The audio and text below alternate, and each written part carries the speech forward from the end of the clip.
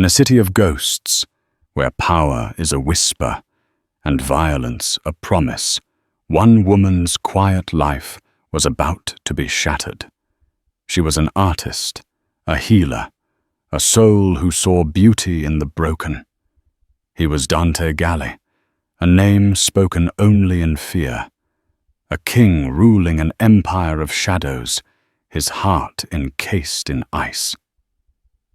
They lived in different worlds, separated by a chasm of wealth and blood. But on a night when the heavens wept and the wind howled like a hungry wolf, fate would drag a sick, shivering child to her doorstep, the one thing the king loved, his only son.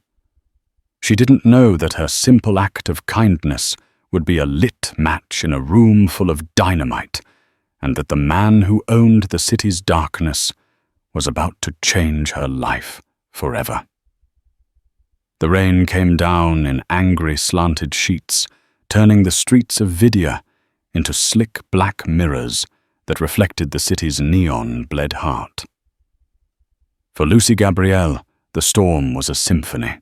It hammered a frantic rhythm on the tin roof of her small apartment, a sound that usually lulled her into a creative trance.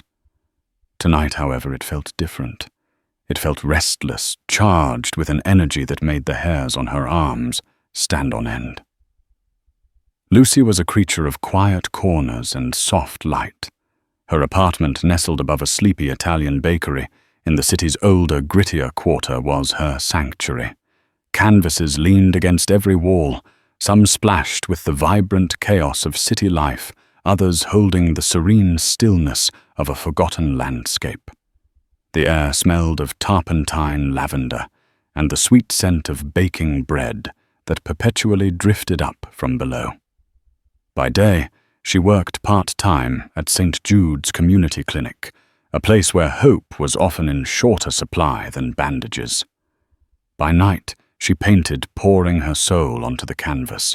A particularly violent clap of thunder rattled the old window panes in their frames, and her German shepherd, a rescue named Atlas, let out a low, nervous whine from his bed in the corner. "It's just noise, big guy," she murmured, scratching behind his ears. But another sound, faint and thin, sliced through the storm's roar.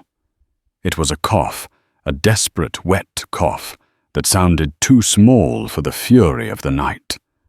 Atlas's ears perked, and he trotted to the back door, leading to the fire escape, nudging it with his nose. Frowning, Lucy followed him. She peered through the rain-streaked glass into the narrow, shadowed alley below. The single flickering bulb above the bakery's dumpster cast long, dancing shadows, and there, huddled in a small alcove to escape the worst of the downpour, was a shape, a small, trembling shape. Her heart hammered against her ribs. "Stay here, Atlas," she commanded, her voice firm despite the sudden tremor in her hands. Grabbing a thick quilt and her largest umbrella, she clattered down the rickety metal stairs of the fire escape, the cold rain instantly soaking the hem of her jeans. As she drew closer, the shape resolved itself into a little boy no older than 6 or 7. He was soaked to the bone, his dark hair plastered to his forehead. His small body was racked with shivers, and his breaths came in ragged, wheezing gasps. His face, pale and cherubic, even under the grime, was tight with distress. "Hey," Lucy said softly, her voice barely carrying over the wind. "Hey, are you okay?" The boy looked up, his eyes wide and dark with fever and fear. He tried to speak, but another coughing fit seized him, leaving him gasping for air. Lucy's clinic-honed instincts took over. This wasn't just a cold. This was serious respiratory distress. "It's okay. I'm not going to hurt you," she promised, crouching down to his level. "I'm a nurse. I can help. Can you tell me your name?" He shook his head, whether in refusal or inability. She couldn't tell. He was wearing clothes that were far too fine for this neighborhood. A small wool coat and soft leather shoes, now ruined by the rain. There was no sign of any parents. "Okay, sweetie. I'm going to take you inside, where it's warm and dry. We need to get you warm." She gently wrapped the heavy quilt around his shaking shoulders. He flinched at her touch, but was too weak to resist. As she helped him to his feet, he stumbled, his small body almost dead weight. She scooped him up into her arms, surprised by how light he was.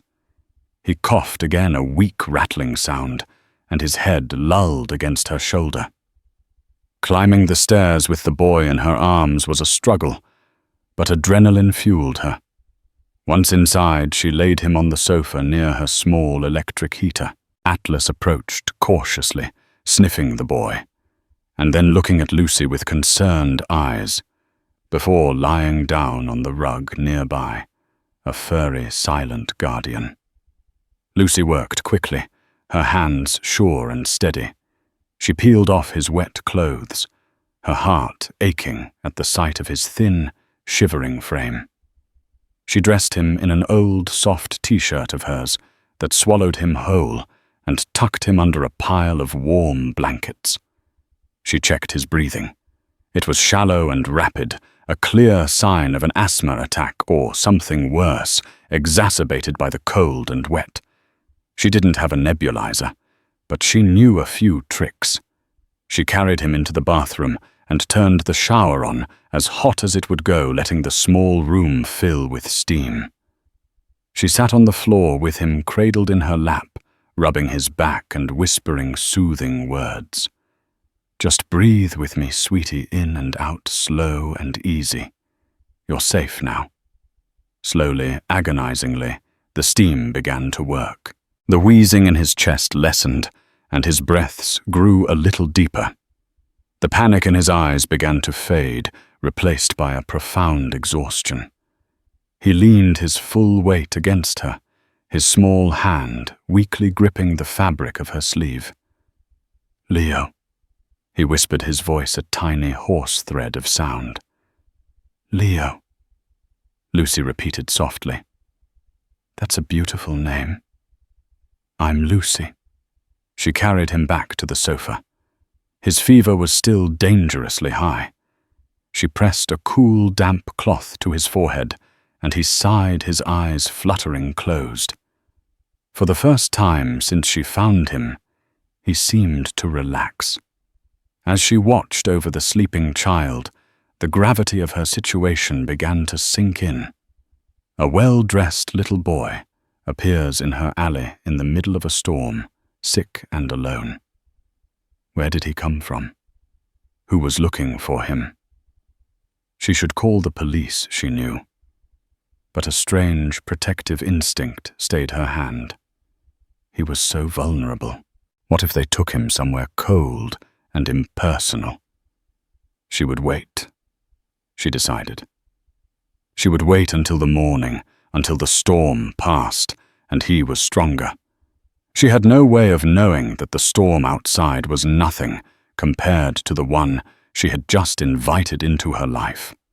By saving this one small boy, she had placed herself directly in the path of his father. A man who didn't ask for what he wanted, but took it. A man whose name was the most feared in the entire city, Dante Galley. And when he came to collect his son, he would collect her too. Dawn broke, grey and weary, the storm having cried itself out overnight, leaving behind a city washed clean and unnervingly quiet. Lucy hadn't slept. She'd spent the night in the armchair opposite the sofa, watching the steady, albeit still laboured rise and fall of Leo's small chest. His fever had broken some time before dawn, and he was now in a deep, healing sleep. The quiet was shattered, not by a sound, but by a presence.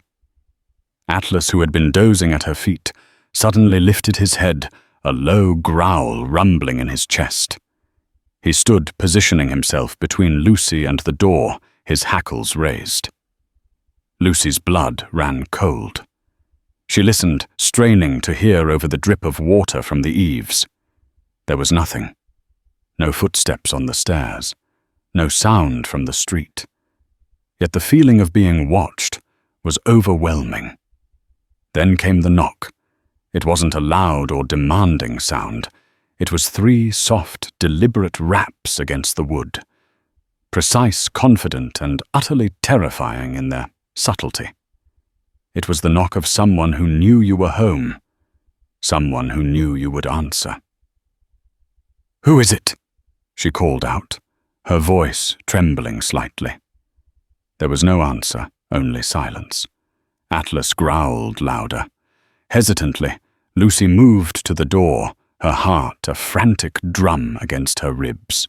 She peered through the peephole and saw nothing but the empty, dimly lit hallway. Her hand shook as she unlatched the deadbolt. It was a mistake. She knew it was.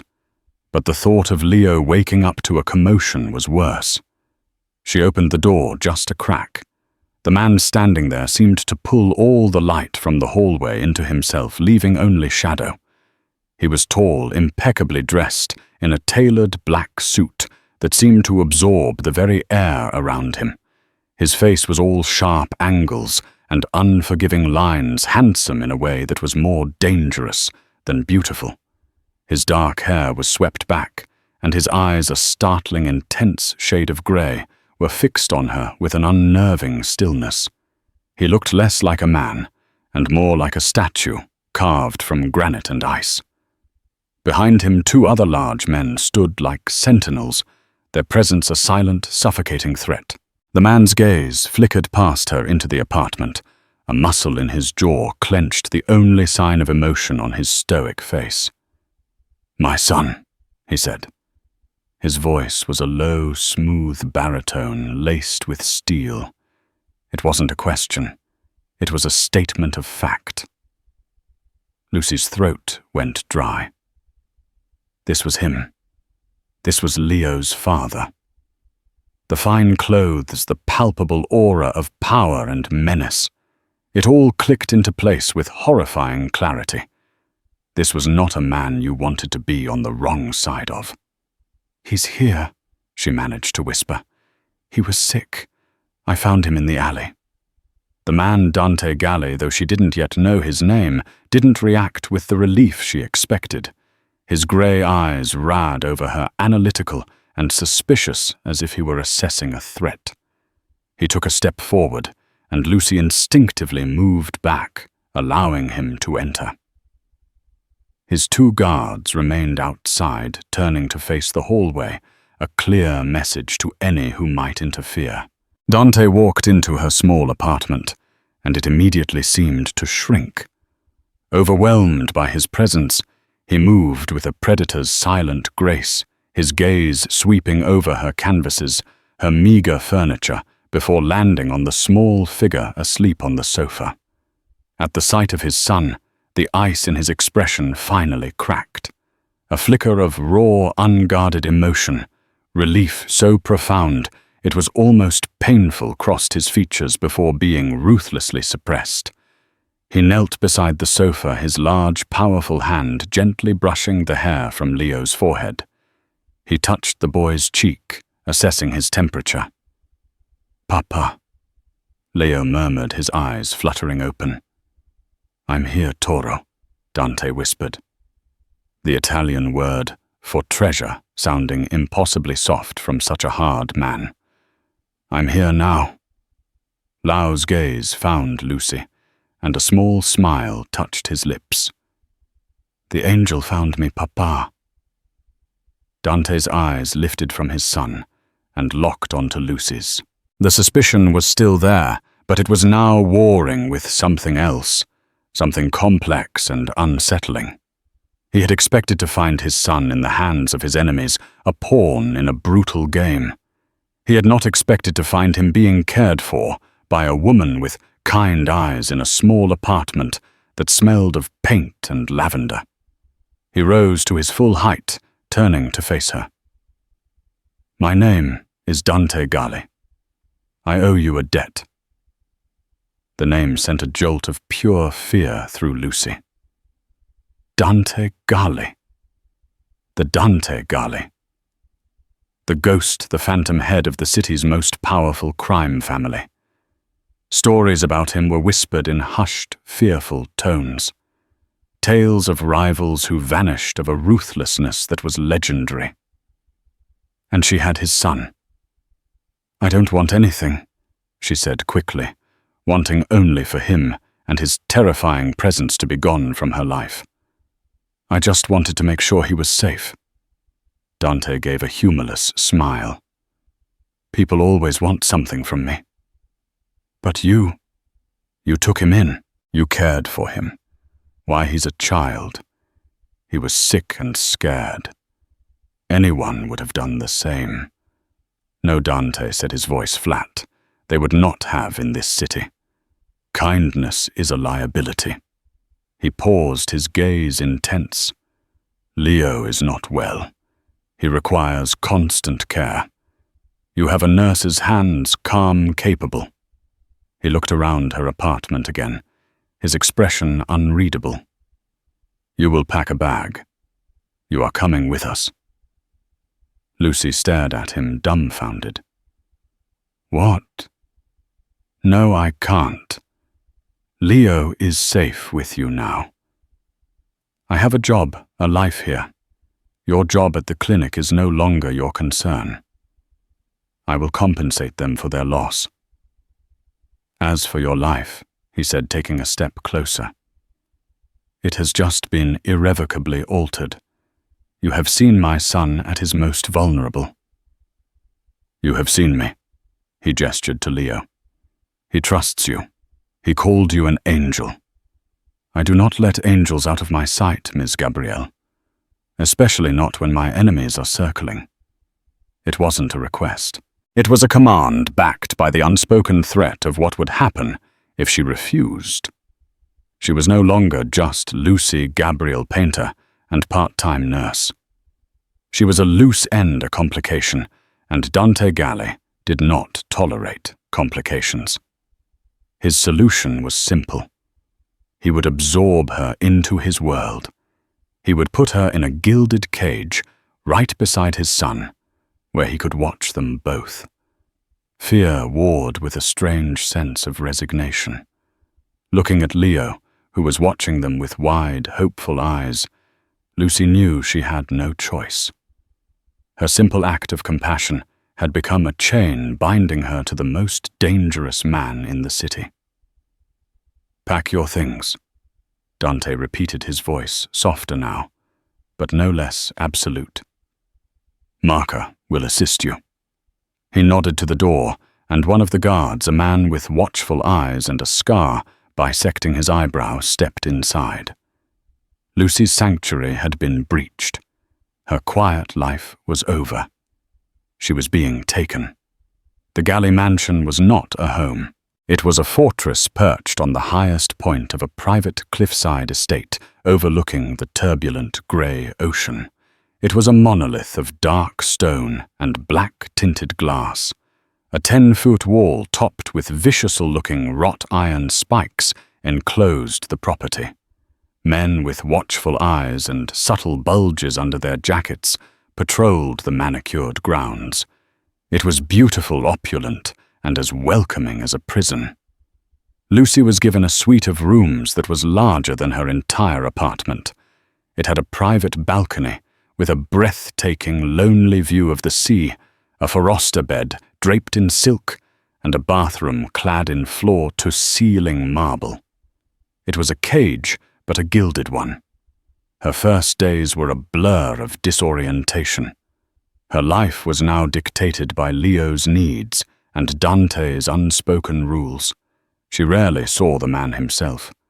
Dante was a phantom in his own home, a presence felt more than seen. He would leave before dawn and return long after midnight. Sometimes she would catch a glimpse of him in the hallway, a fleeting shadow of black silk and steel, or hear his low voice rumbling from behind the closed doors of his study. Yet she knew he was always watching. The household staff treated her with a cold, formal deference that bordered on suspicion.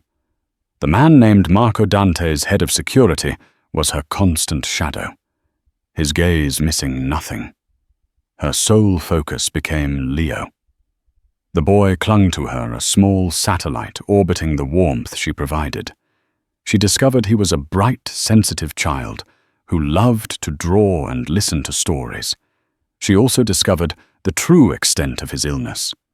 He had a rare autoimmune disorder that caused severe inflammation, particularly in his lungs, making him susceptible to life-threatening attacks like the one he'd suffered in the alley. A week into her gilded imprisonment, Lucy found her first real point of contention, Dr. Alistair Finch, the Galley, family physician for over 20 years, came for his weekly checkup on Leo. He was an older man, with a patrician air, watery blue eyes, and hands that trembled slightly. He treated Lucy with dismissive condescension, referring to her as the nurse girl. He checked Leo's vitals and adjusted his medication, a complex cocktail of immunosuppressants and steroids. Lucy watched him, a knot of unease tightening in her stomach. His dosage of prednisone seems quite high for a boy his size, doctor. She ventured cautiously referencing the powerful steroid. The long-term side effects? Dr. Finch peered at her over the rim of his spectacles. Are you questioning my professional judgment? Dear, I have been treating conditions like this since before you were born. Mr. Galley trusts me implicitly to provide the best care for his son. Of course not. Lucy backtracked, not wanting to cause trouble. I was just curious. But she wasn't. Something felt wrong. Leo was too listless, his recovery too slow. The high steroid dosage would explain his fatigue and puffy face. But her instinct screamed that there was more to it. That night, unable to sleep, she snuck into the mansion's library. It was a cavernous, two-story room, filled with the scent of old leather and paper. She was looking for a medical encyclopedia, anything to verify her suspicions.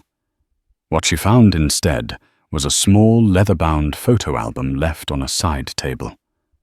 Curiosity overriding her caution. She opened it. It was filled with pictures of a woman with a radiant smile and eyes the same warm brown as Leo's Isabella Galley, Dante's late wife. In every picture, she was vibrant and full of life. The last few photos showed her holding a newborn Leo, her face glowing with maternal love. Tucked into the back sleeve of the album was a single death certificate. Isabella Galley. Cause of death: sudden and severe allergic reaction. Anaphylactic shock. Lucy's blood ran cold.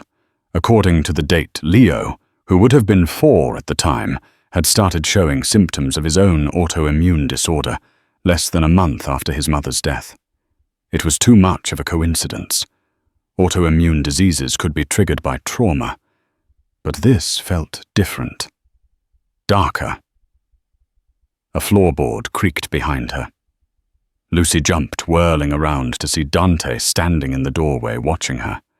He wasn't angry. His face was a mask of profound, weary sadness. She loved this room, he said, his voice quiet. He walked to the fireplace, staring into the cold, empty hearth. She would read to Leo in that chair for hours. Lucy clutched the album to her chest. I'm sorry. I shouldn't have. It's all right. He cut her off. There are no secrets about her death. A beasting at a garden party here on the estate. She was gone before the medics could arrive. His voice was devoid of emotion, a recitation of a story he'd told himself 1,000 times to numb the pain. Dante, Lucy said, her voice soft but firm, an instinct she couldn't explain compelling her to push. When did Leo's illness begin? His gaze snapped to hers, sharp and dangerous. What does it matter? It started right after she died, didn't it? The silence that followed was heavy and suffocating. Dante's control, the icy composure that was his armor, finally fractured. He looked not like a feared Mafia boss, but like a man haunted by a ghost he couldn't escape. He just faded. Dante whispered, the words raw with remembered pain. The light went out of his eyes. Dr. Finch said it was the grief that had triggered something dormant in his system. And you believed him, Lucy pressed, stepping closer. He is the best, Dante stated, the words lacking their usual conviction. He has kept my son alive. Has he? She challenged, her voice trembling with the audacity of her own words. Or has he just been keeping him sick? The accusation hung in the air between them, terrible and transformative. She had just accused a trusted family associate of the unthinkable, and in doing so had challenged the judgment of Dante Galley himself. She expected an explosion of rage to be thrown out, or worse. Instead, Dante just stared at her, his grey eyes searching her face. For the first time, he wasn't looking at her as a caregiver or a complication. He was looking at her as an equal, as someone who had dared to see the cracks in his world and point them out. A seed of doubt planted by her conviction had taken root in the barren ground of his soul. And in that moment, the dynamic between them shifted forever. She was no longer just his prisoner. She had become his most trusted and most dangerous advisor. The aftermath of Lucy's accusation was a week of suffocating tension. Dante became even more of a phantom, his silence stretching the nerves of the entire household taut. Yet Lucy noticed small changes. Marco's surveillance of her became less overt, his gaze now holding a grudging respect instead of pure suspicion. Dante had also, without explanation, requested copies of all of Leo's medical files from Dr. Finch, which now sat in a locked box on his study desk. Lucy dedicated herself to Leo, employing her own gentle brand of therapy. She discovered that while his fine motor skills were weak, he loved the feel of finger paints. They spent hours on the sunroom floor, creating colorful, messy masterpieces. It was during one of these sessions that Leo provided the first real clue. He was painting a garden, a swirl of vibrant greens and blues.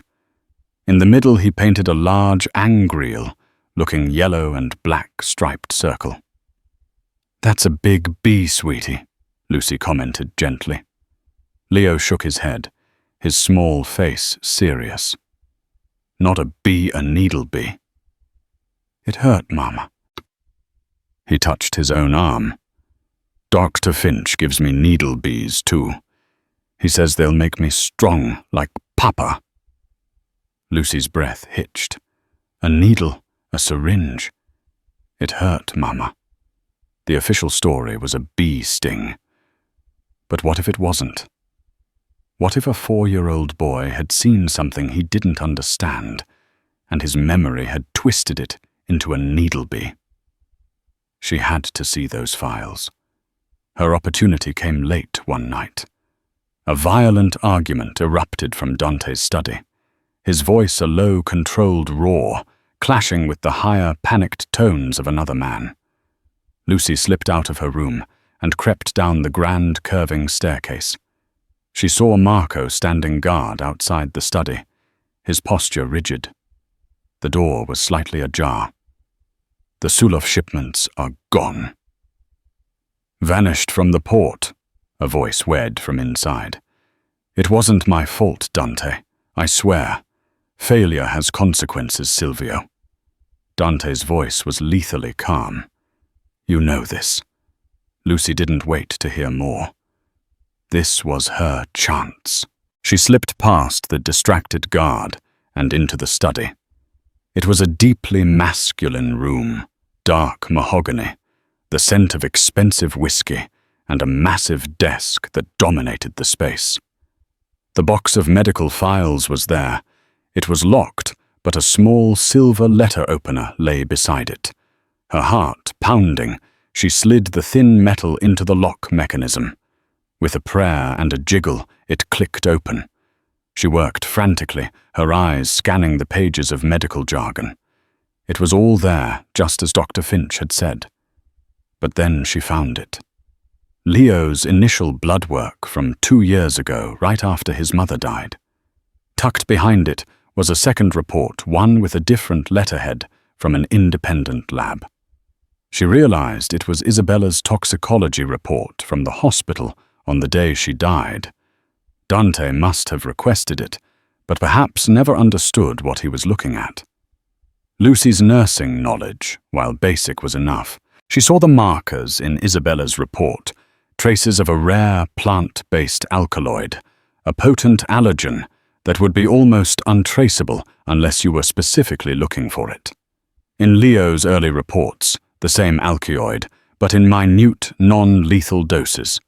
It was a poison that when administered over time would mimic the symptoms of a rare autoimmune disorder by keeping the body in a constant state of allergic reaction and inflammation.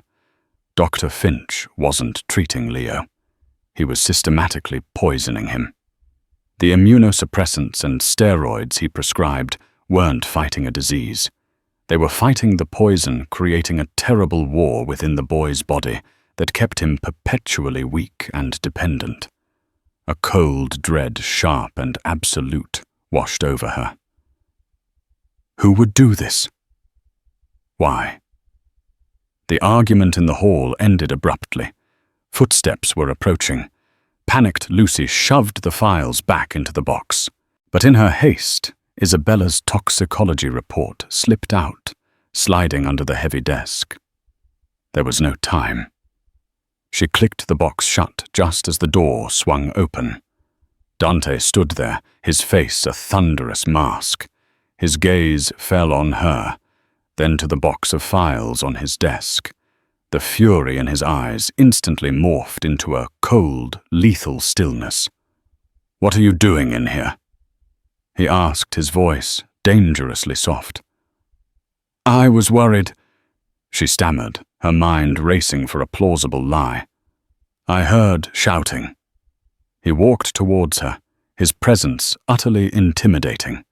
He stopped directly in front of her, so close she could feel the heat radiating from his body. He looked from her wide, frightened eyes down to the locked box. He knew. "Show me," he commanded, her hands shaking. Lucy fumbled with the letter opener, managing to get the box open again. She pulled out Leo's blood work and laid it on the desk. "Look," she whispered, her finger tracing the column of numbers. "His inflammatory markers, they never go down, no matter how much medication he's on. It's like the source of the inflammation is constantly being reintroduced." She took a breath, summoning all her courage. "Leo told me something. He said a needle bee hurt his mother." Dante, what if it wasn't a bee sting? What if someone injected her with something? Something that Dr. Finch is now giving to Leo in small doses. Dante stared at the files, his knuckles white as he gripped the edge of the desk. The pieces were falling into place, forming a picture of betrayal so profound it was almost inconceivable. Dr. Finch, the man he'd trusted for decades, the man who'd cared for his own father. He looked at Lucy, his expression stripped bare of all artifice. In his eyes, she saw a maelstrom of rage, grief, and a terrifying vulnerability. He was the ghost, the untouchable king of the underworld. But someone had found his heart, his son, and had been slowly, methodically trying to destroy it from the inside out. "Who?" He breathed the word, a raw sound of agony. "Who would do this?" Before Lucy could answer, his gaze dropped to the floor, catching the corner of the paper sticking out from under the desk. He bent down and picked up Isabella's toxicology report. As he read the name of the alkaloid, a look of horrific recognition dawned on his face. Sokolov. He snarled the name, tasting like venom. Viktor Sokolov. His family deals in botanical poisons. They have for generations. Viktor Solov, the head of the rival Brata syndicate. The pieces of the puzzle slammed together. It wasn't just about keeping Lau sick. It was a long, cruel game of revenge. Sokolov was making Dante watch his son wither away, just as Dante had taken something precious from him years ago. Isabella hadn't been the target. She had been practice. Leo was the true objective. Dante looked up at Lucy, and the last of his restraint shattered. He reached out his hand, cupping her face, his thumb stroking her cheek. The gesture was shockingly gentle, a stark contrast to the storm raging in his eyes. "You," he said, his voice thick with an emotion she couldn't name. "You saw. You were the only one who saw." In that moment, in the heart of his crumbling world, he wasn't looking at a nurse or a prisoner. He was looking at his anchor, his salvation. And in the dark, dangerous heart of Dante Galley, a fierce, possessive love began to take root. The discovery didn't just light a fuse, it detonated the bomb. The cold, oppressive quiet of the mansion was replaced by a deadly, focused energy that emanated from Dante himself. He was no longer a phantom in his own home, but a storm gathering strength, and Lucy was in its eye. The first step was to confirm the unthinkable. Dante made a single untraceable phone call. Within 2 hours, a new doctor arrived, a stern older woman named Dr. Lena Petrova, a renowned toxicologist. Dante's father had apparently kept on a secret retainer for emergencies. She arrived with no fanfare, just a black leather bag, and an air of absolute competence. While Dr. Petrova drew a fresh sample of Leo's blood, Dante summoned Dr. Finch to the mansion under the pretense of a sudden downturn in Leo's condition. Lucy was instructed to stay with Leo in his room, the door locked. She sat on the edge of Leo's bed, reading him a story, but her hands trembled and her voice was a strained whisper. She could feel the impending confrontation, like a change in atmospheric pressure. Dr. Finch arrived, bustling with false concern. Marco escorted him not to Leo's bedroom, but to Dante's study, where Dante was waiting, standing silhouetted against the large window overlooking the angry sea. "Dante, my boy." Dr. Finch began a practiced, soothing tone in his voice. Marco said it was an emergency. "Is the boy all right?" "He will be." Dante said, his voice dangerously even. He turned from the window, his grey eyes as cold and unforgiving as the ocean behind him. "No thanks to you," the doctor's face pulled. "I don't understand." For 2 years, Dante began taking a slow, deliberate step forward. "You have been injecting my son with Aite Wolf Spain, the same poison you used to murder my wife." Dr. Finch stumbled backward, his face collapsing into a mask of pure terror. "No, it's a lie." "Who told you this?" "That nurse girl. She's a charlatan, a gold digger filling your head with... She is the only person in this house who has been honest with me." Dante cut him off, his voice dropping to a lethal whisper. "She has more integrity in her little finger than you have in your entire treacherous body." He gestured to a small vial on his desk, the results from Dr. Petrova already confirmed via a secure message. "Doctor, Petrova confirmed the presence of the alkaloid in Leo's system, less than an hour ago. The same alkaloid found in Isabella's toxicology report, the signature poison of the Sokoff family. Dr. Finch began to babble, incoherent denials and pleas for mercy pouring from his lips. He swore it was Sokolov who forced him, who threatened his family, who paid him an astronomical sum. Dante listened, his expression unmoving.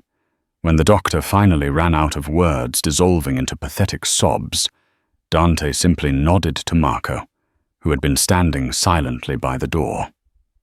"Take him to the greenhouse," Dante said, his tone flat and final. "Let him see his beloved botanical specimens one last time." The meaning was clear and utterly chilling. Dr. Finch let out a strangled cry as Marco grabbed him, dragging him from the room. The screams faded down the hall, leaving only a ringing silence. Dante stood for a long moment. His shoulders slumped, the weight of the betrayal settling upon him. Then he went to Leo's room. He unlocked the door and found Lucy holding Leo, who had fallen asleep in her arms. He knelt before them, his gaze fixed on his son's peaceful face. The puffiness was already starting to recede as Dr. Petrova's antidote began its work. "It's done," Dante said, his voice rough. He looked up at Lucy, his eyes filled with a raw, turbulent mix of gratitude and something darker, something fiercely possessive. He confessed everything. It was Sokolov. He wanted me to suffer the way he did when I took his brother's life and his shipping routes a decade ago. He wanted me to watch my legacy wither and die. He reached out his hand, covering hers where it rested on Leo's back. His touch was warm, firm, a silent acknowledgement of the debt he now owed her, a debt he had no intention of ever repaying in a conventional way. "This changes nothing between us. Lucy," he said, his voice low and intense, "you are not free to go. You are now more valuable to me than ever. You are the only person I trust with my son's life." He paused, his thumb stroking the back of her hand, and with mine. This was his declaration. She was no longer just the caregiver. She was part of the inner sanctum, bound to him not by force, but by a shared secret and a shared love for the boy sleeping between them. Later that night, Lucy was on her balcony, staring out at the dark, restless waves, when Dante found her. He came to stand beside her, the two of them cloaked in a comfortable silence. "Dr. Petrova says he will make a full recovery," Dante said quietly. "It will take time, but the damage is not permanent. She said you saved his life, that a few more months of Finch's treatment would have destroyed his heart." "I'm just glad he's going to be okay," Lucy whispered, pulling her cardigan tighter around her. "I have never said thank you to anyone in my adult life," Dante admitted, turning to face her. "The words feel inadequate, so I will show you instead." Before she could process his words, he leaned in and kissed her. It wasn't a gentle kiss. It was fierce, desperate, and filled with all the rage, gratitude, and loneliness he'd held inside for years. It was a kiss that sealed a pact, a branding of ownership and a plea for salvation all at once. When he pulled away, they were both breathless. Viktor Sokolov started a war when he touched my family. Dante said, his eyes glittering with cold fire. "I'm going to finish it, and when I do, I'm coming back for you and Leo. You are my family now. I protect what is mine." The line had been drawn. The serpent in their garden had been vanquished. But now the master of that serpent was coming for them, and Lucy knew with a terrifying certainty that she would be standing by Dante's side when he did. The name the ghost was not an affectation. It was a promise. For yours, Dante Galley had ruled his empire from the shadows. his movements untraceable, his hand invisible. He preferred control over chaos, strategy over spectacle. But Viktor Sokolov, in his arrogance, had made a fatal error. He had made it personal, and in doing so, he had uncaged the monster Dante kept hidden behind the mask of the stoic businessman. The mansion transformed into a war room. Men in dark suits moved with silent, deadly efficiency through the halls. The phone in Dante's study never stopped ringing. Lucy, keeping Leo safely cloistered in their wing of the house, would catch snippets of conversations, mentions of shipping containers, compromised accounts, and names of men who by the next morning would be featured in the city's newspapers as victims of unfortunate accidents. Dante was a man possessed. He barely slept, fueled by black coffee and a cold, simmering rage. Yet every night, no matter how late he would come to Leo's room, he would stand in the doorway and watch his son sleep, the harsh lines of his face softening in the dim light. Then his eyes would find Lucy, who was often awake in the armchair, and a silent conversation would pass between them, a promise of violence and a plea for patience. The first major blow was struck not with a bullet, but with a pen. Dante, using information he had been gathering for years, systematically dismantled Sokolov's financial empire. He drained accounts, exposed shell corporations to federal investigators, and sabotaged his rival's most lucrative smuggling operations. The Sokolov syndicate began to bleed money, and with it loyalty. Viktor Sokolov, a man who favored brutality over brains, was enraged.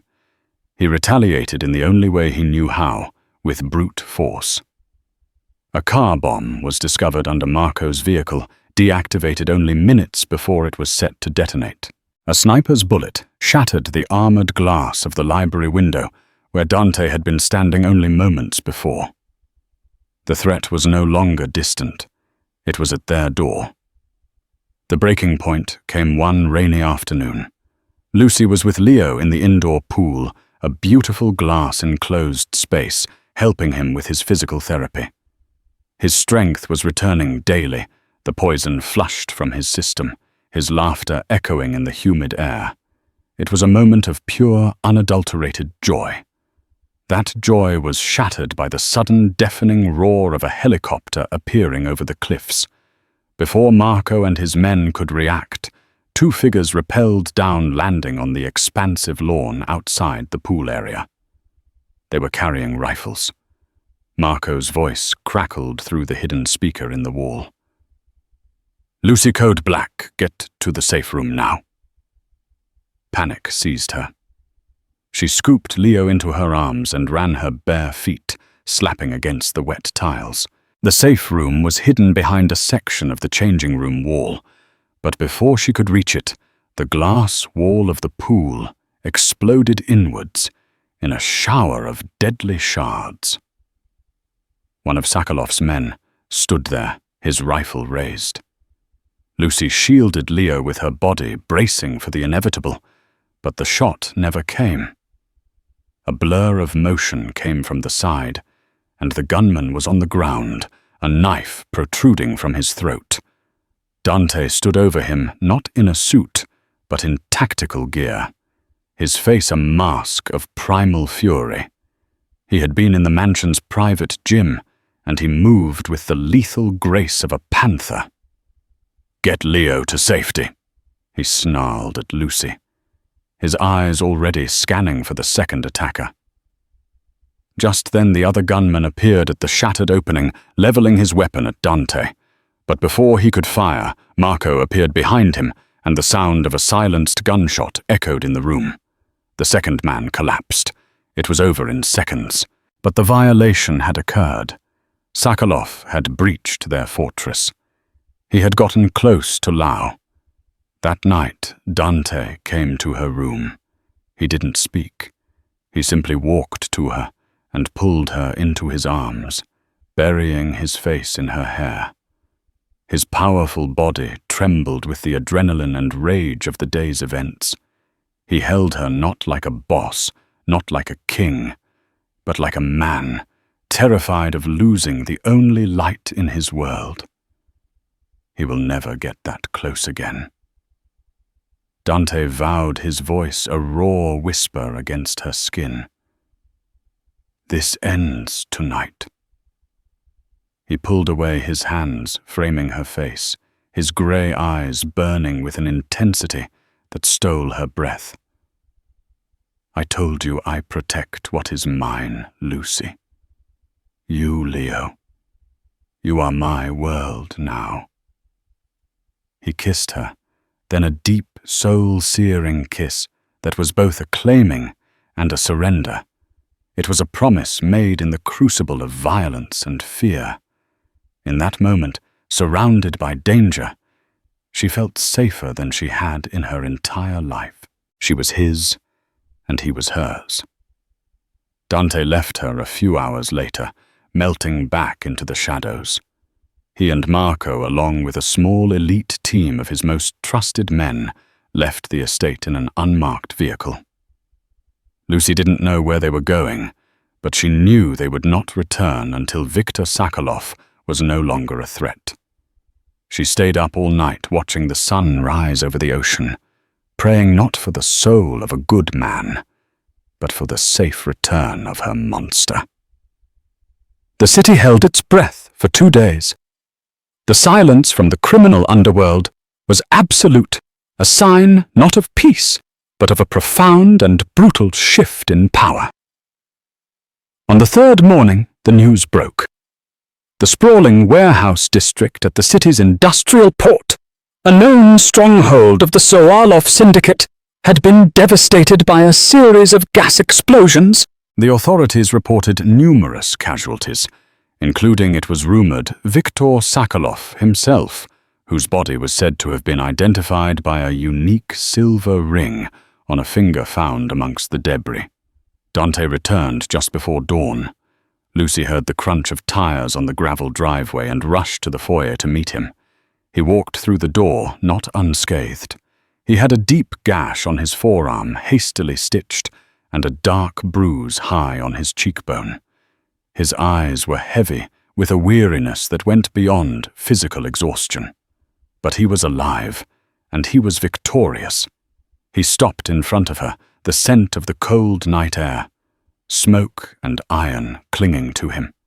He looked at her, and the weariness in his eyes was replaced by a deep, profound relief. "It's over," he said simply. She didn't ask for details. She didn't need them. She stepped forward and wrapped her arms around his waist, resting her head against his chest, feeling the steady, strong beat of his heart. He unfolded her in his arms, holding her tightly, a silent acknowledgement that this moment, this feeling of coming home, was what he had been fighting for. Life at the mansion began to change. The palpable tension that had hummed beneath the surface was gone, replaced by a sense of calm and security. The guards on the perimeter seemed more relaxed. The staff smiled at her, their deference now tinged with genuine warmth.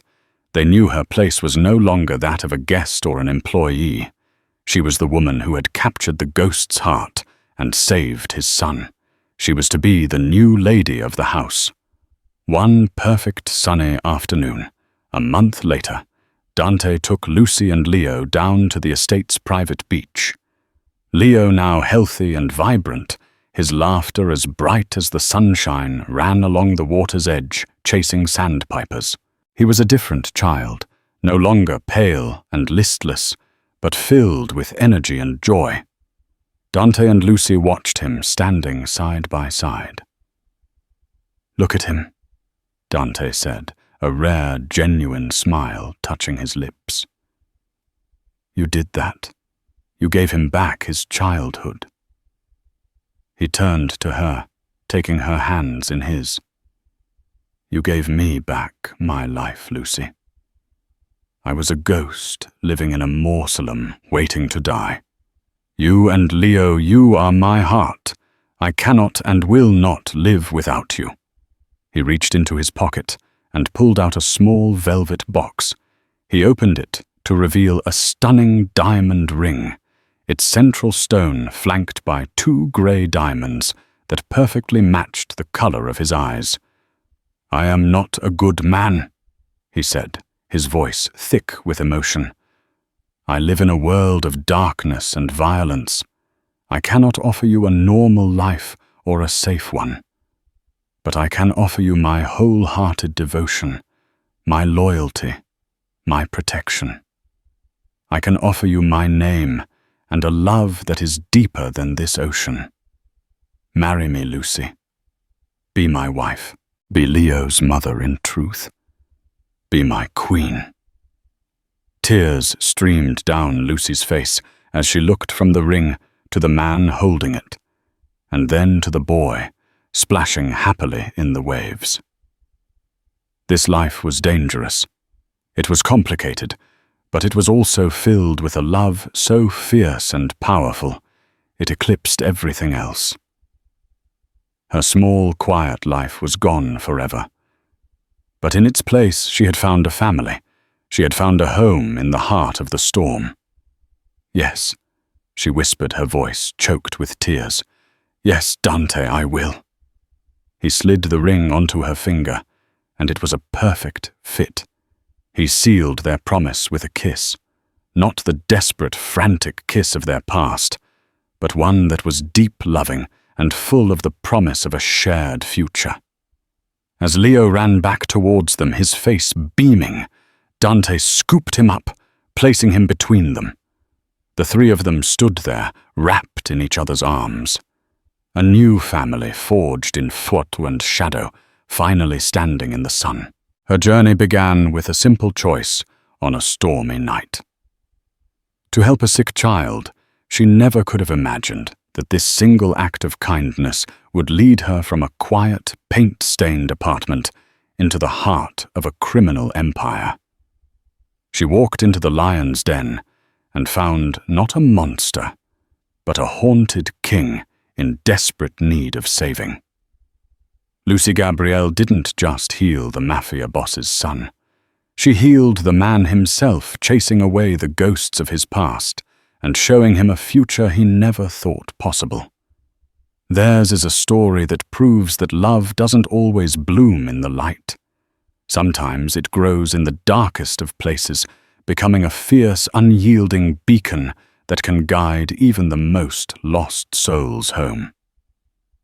She became his queen. He became her protector. And together they built a new dynasty, not on fear, but on a love that was strong enough to conquer the shadows. Thank you for listening to this story. If you were captivated by Lucy and Dante's journey, don't forget to hit that like button.